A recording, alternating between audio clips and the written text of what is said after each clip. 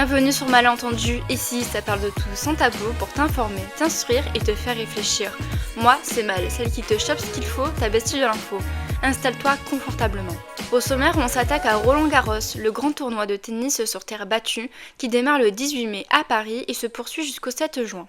Ensuite, on s'active sur la fête de la nature qui se tient du 20 au 25 mai. Et pour finir, on termine par la foire du trône, la plus grande fête foraine de France, à Paris, jusqu'au 25 mai. Allez, c'est parti! L'édition 2026 se tient du 18 mai au 7 juin, porte d'Auteuil. Les qualifications démarrent le 18 mai, le tirage au sort a lieu le jeudi 21 mai à 14h. Le tableau principal commence le 25 mai, avec la finale dames le 6 juin et la finale messieurs le 7 juin. Mais déjà, c'est quoi Roland-Garros ? C'est l'un des 4 tournois du Grand Chelem de tennis avec Wimbledon, l'US Open et l'Open d'Australie. C'est le seul des 4 à se jouer sur terre battue. Cette surface en argile rouge qui change complètement le jeu. La balle rebondit plus haut, les échanges sont plus longs et les spécialistes de la surface ont un avantage énorme. Le tournoi existe depuis 1891 sous le nom de Championnat de France, mais s'ouvre aux joueurs étrangers seulement en 1925. Le stade prend le nom de Roland-Garros en hommage à l'aviateur français mort pendant la Première Guerre mondiale, qui n'avait d'ailleurs jamais joué au tennis de sa vie. Le stade est inauguré en 1828, porte d'Auteuil, dans le 16e arrondissement de Paris, et n'a jamais bougé depuis. Le stade compte plusieurs cours emblématiques, le cours Philippe Chartrier et le cours central le plus prestigieux qui accueille les grandes finales. Le cours Suzanne Lenglen, du nom de la championne française des années 20, est le deuxième en importance. Une immense rénovation du stade a été réalisée entre 2020 et 2021 pour plus de 400 millions d'euros avec notamment l'ajout d'un toit rétractable sur le Chartrier. La terre battue est la surface la plus physique et la plus exigeante mentalement. Elle récompense l'endurance, la tactique et la régularité plutôt que la puissance pure. Remporter Roland-Garros demande de gagner 7 matchs sur 2 semaines, les hommes jouant au meilleur des 5 sets, ce qui peut donner des matchs de 4 ou 5 heures. Rafael Nadal y a remporté le titre 14 fois, un record absolument hors norme qui lui a valu le surnom de roi de la terre battue. Côté femmes, Steffi Graf, Chris Evert ou Justine Henin ont chacune marqué l'histoire du tournoi. Côté français, Yannick Noah reste le dernier français à avoir gagné à domicile en 1983, mais retournons en 2026. Quels sont les favoris côté hommes ? Le grand absent, c'est Carlos Alcaraz, tenant du titre forfait comme tout comme Lorenzo Messutti et Roger Rune.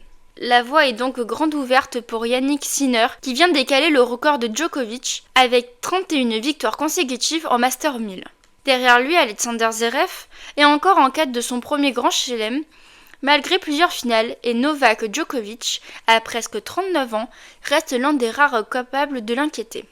Et côté femmes, Coco Gauff, tenante du titre, devra défendre sa coupe Suzanne Lenglen face à Aryna Sabalenka, numéro 1 mondiale qui vient de réussir un Sunshine double et affectionne particulièrement la terre battue parisienne. Elena Rybakina, elle, visera un rare doublé Open d'Australie Roland-Garros. Et impossible d'oublier Iga Swiatek, quadruple championne du tournoi éliminée en demi-finale l'an passé. Qui sont les Français à suivre ? Arthur Fils est très attendu par le public français. Côté légende, Caroline Garcia, Gaël Monfils et Stan Wawrinka seront également présents. Wawrinka débute sa 21e et dernière édition à Roland-Garros. Les organisateurs lui rendront hommage après son dernier match. Même chose pour Monfils qui fera ses adieux au cours Philippe Chartrier lors d'un événement spécial le 21 mai avec d'anciens et actuels joueurs. Et niveau prize money, Roland-Garros 2026 affiche une donation record de 61,723 millions d'euros, en hausse de 9,53% par rapport à 2005. Le vainqueur en simple empochera 2,8 millions d'euros. Mais derrière ces chiffres, un bras de fer. Une vingtaine de stars dont Sinner, Sabalenka, Gauff, Swiatek, Djokovic, Zverev et Medvedev ont co-signé une lettre dénonçant le partage des revenus. Alors que le tournoi génère plus de 400 millions d'euros sous chiffre d'affaires, la part réversée aux joueurs serait passée de 15,5% en 2024 à environ 14,9% en 2026. Ils réclament une montée progressive vers 22% à l'image de grandes ligues américaines. Sabalenka a même évoqué la possibilité d'un boycott de Grand Chelem. Et concernant les nouvelles règles à signaler, Roland-Garros 2026 est le seul au Grand Chelem à conserver les juges de ligne humains. Contrairement aux autres tournois passés à l'appel électronique, et pour la première fois, les joueurs pourront utiliser des objets connectés comme les bracelets Whoop pour accéder à des événements de performance en compétition. Pour te résumer, Roland-Garros est ses 2 semaines de tennis intenses en plein Paris, dans une atmosphère unique, sur la surface la plus sélective du circuit. Un tournoi à part entière dans le calendrier tennistique mondial. Alors j'espère que ta raquette est prête, Roland-Garros n'attend plus que toi.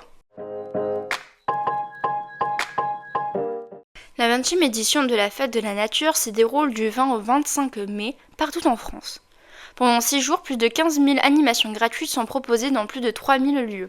Mais comment est née cette fête ? C'est en 2007 que le Comité français de l'Union internationale de la conversion de la nature et le magazine Terre sauvage lancent la première édition avec le soutien du ministère de l'écologie. L'objectif est de célébrer la nature pendant 5 jours avec des sorties, des découvertes et même des activités gratuites organisées par des collectivités, des écoles, des associations et même des particuliers.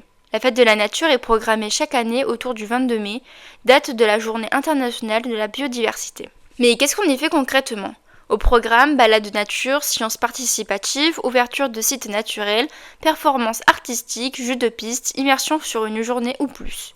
L'essentiel est de créer un moment en extérieur simple et accessible qui donne envie d'aimer et de protéger la nature. Pour 2026, le thème 24 heures au cœur de la nature est mis à l'honneur. Le but est de proposer une immersion du lever du jour à la nuit étoilée pour faire découvrir la nature à plusieurs moments de la journée. D'autres pistes sont également proposées comme les causeries champêtres, les sciences participatives, la biodiversité nocturne, les croisements entre art et nature et l'ouverture de jardins. Et qui organise ? Qui participe ? Tout le monde peut s'impliquer, collectivités, associations, établissements scolaires, entreprises engagées, acteurs du tourisme, bibliothèques, centres sociaux, artistes, naturalistes, éducateurs, gestion d'espaces naturels, etc. Mais aussi des particuliers qui souhaitent partager un lieu ou une pression. Selon un sondage de OpinionWay de mars 2026, 87% des Français souhaitent mieux connaître les espaces et les milieux naturels proches de chez eux. Mais 47% ne savent pas où se renseigner pour trouver une sortie nature, c'est exactement le rôle de passerelle que joue la Fête de la Nature. Et pour financer des projets de terrain, 4 tirages spéciaux du loto Mission Nature sont organisés pendant la Fête de la Nature les 18, 20, 23 et 25 mai. Entre 2023 et 2025, 64 projets ont été soutenus sur l'ensemble du territoire pour plus de 21 millions d'euros. Alors, du 20 au 25 mai, éteins ton écran, enfile tes baskets et va voir ce qui pousse près de chez toi. C'est gratuit, c'est en extérieur et ça fait du bien. La foire du trône se déroule du 27 mars jusqu'au 25 mai, soit 60 jours de fête sur la pelouse de Reuilly, dans le 12e arrondissement de Paris, aux abords de Bois-Vincennes. Ouverte tous les jours à partir de midi jusqu'à 1h du matin, les vendredis et samedis. Mais d'où vient cette foire du trône ? La foire du trône est née en 1957 sous le nom de la foire au point d'épices. Oui, ça date. À l'époque, une famine frappait le village de Piquepus, l'ancien 12e arrondissement, et les moines de l'abbaye Saint-Antoine fabriquaient des pains à base de seigle, de miel et d'épices qu'ils distribuaient aux plus démunis. Pendant des siècles, la foire se tient sur l'actuelle place de la Nation, alors appelée place du trône, d'où son nom. En 1963, elle fut déplacée sur la pelouse de Reuilly pour disposer d'un espace à la mesure de son ambition. Et en 2021, l'UNESCO inscrivit le patrimoine forain mondial sur sa liste représentative du patrimoine culturel immatériel de l'humanité. D'accord, mais c'est quoi le programme ? Près de 220 attractions de manèges et de jeux en tout genre t'attendent, dont la grande roue qui est présentée comme la plus éclairée d'Europe, le plus grand booster, le plus grand train fantôme de France. En plus, le décor change chaque année et le plus grand 8 démontable de l'Hexagone y est.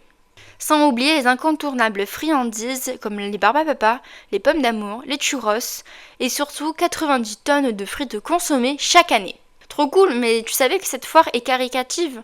Je m'explique. La soirée d'inauguration l'est avec un pass à 10 €. Le public bénéficie de 50% de réduction sur toutes les attractions et la totalité des bénéfices est reversée à l'association Princesse Margot qui soutient les enfants atteints de cancer et leurs familles. Chaque année, les forains mettent ainsi la foire au profit d'une association. La foire du trône, c'est la preuve qu'on n'a pas besoin de raisons sérieuses pour se retrouver, juste une grande roue, une barbe à papa et l'envie de crier un peu fort. Et voilà, c'est déjà la fin de cet épisode. Merci de m'avoir écouté, mais ne pleure pas, toi et moi, on se retrouve tous les dimanches dans un nouvel épisode. C'était Mal sur Malentendu, le podcast qui te fait tendre l'oreille.